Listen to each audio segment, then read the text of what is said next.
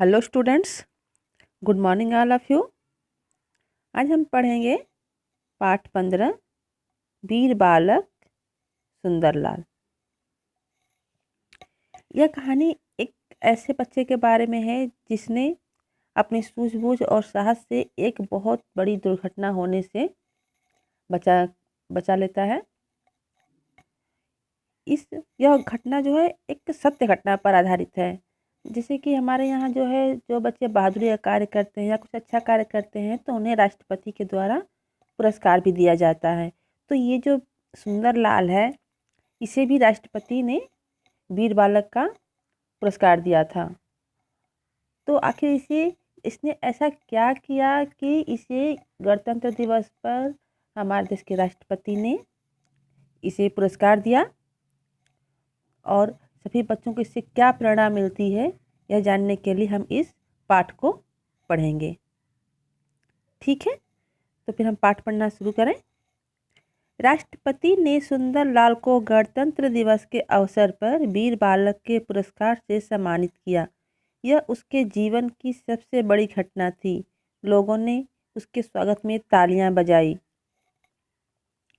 सुंदरलाल को गणतंत्र दिवस पर वीर बालक के पुरस्कार से राष्ट्रपति ने अपने हाथों से सम्मानित किया, और यह सुंदरलाल के लिए उसके पूरे जीवन की सबसे अच्छी घटना थी, क्योंकि सभी लोगों ने उसके लिए तालियां भी बजाई उसके स्वागत में जब राष्ट्रपति ने उसे सम्मानित किया।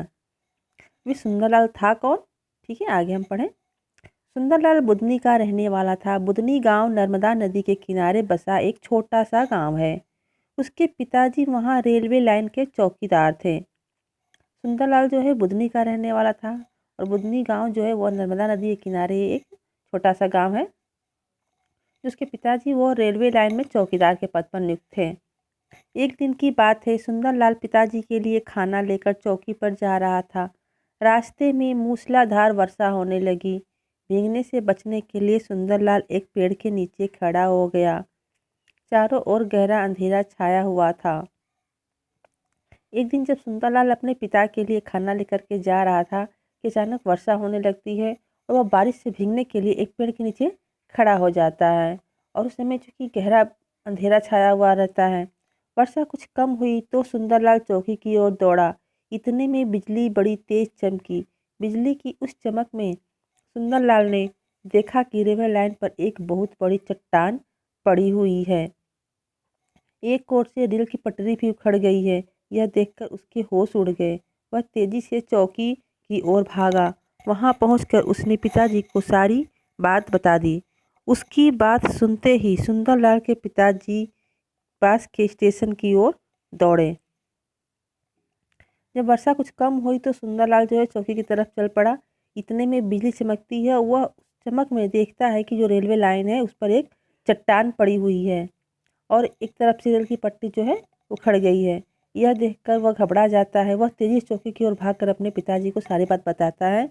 यह सुनकर उसके पिताजी स्टेशन की ओर दौड़ते हैं ताकि वहाँ स्टेशन मास्टर को भी खबर दी जा सके, ताकि कोई व्यवस्था हो।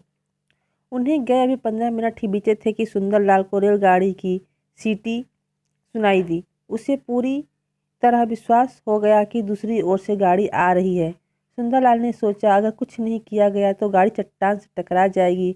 यह सोचते ही उसे पसीना आ गया। तभी बादल गरजे, बिजली चमकी। सुंदरलाल को चौकी के अंदर रखी बत्ती दिखाई दी। उसे एक उपाय सूझा।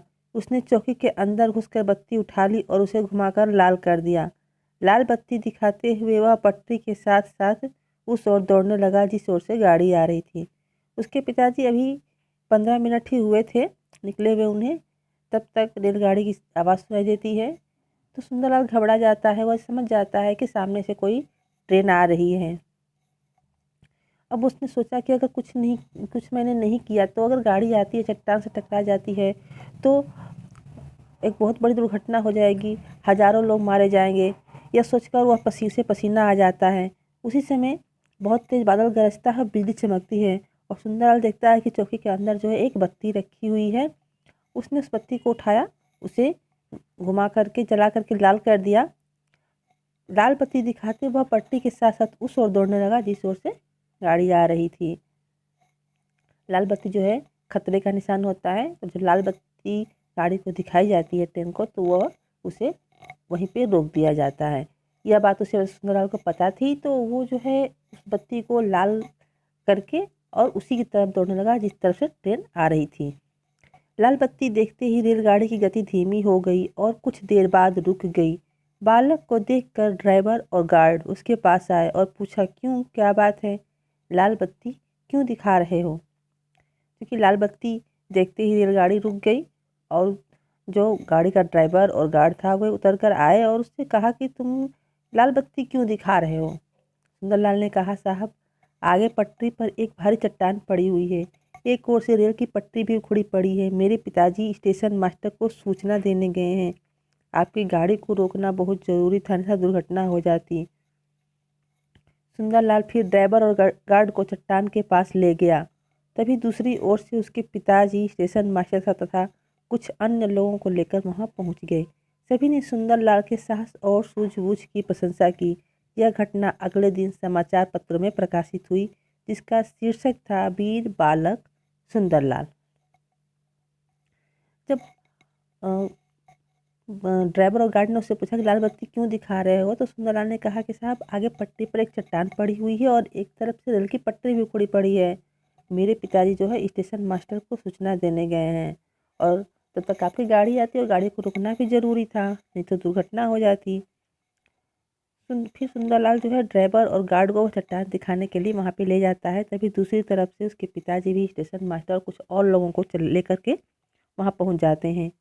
जितने भी लोग थे सबने सुंदरलाल के साहस और सूझबूझ की प्रशंसा की, क्योंकि सुंदरलाल के साहस और सूझबूझ की वजह से एक बहुत बड़ी दुर्घटना होने से रुक जाती है। अगले दिन जो है यह घटना समाचार पत्रों में प्रकाशित होती है या छपती है, जिसका शीर्षक दिया जाता है, वीर बालक सुंदरलाल।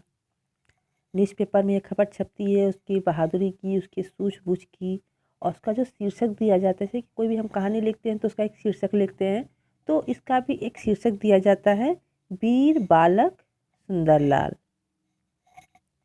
तो इस कहानी से क्या हमें प्रेरणा मिलती है कि अगर कोई भी कठिनाई हो तो हमें वहाँ घबराना नहीं चाहिए, बल्कि वहाँ हमें अपनी सूझबूझ का इस्तेमाल करना चाहिए और अपनी सूझबूझ से हम किसी भी बड़ी घटना को होने से रोक सकते हैं। ओके, ठीक है, धन्यवाद।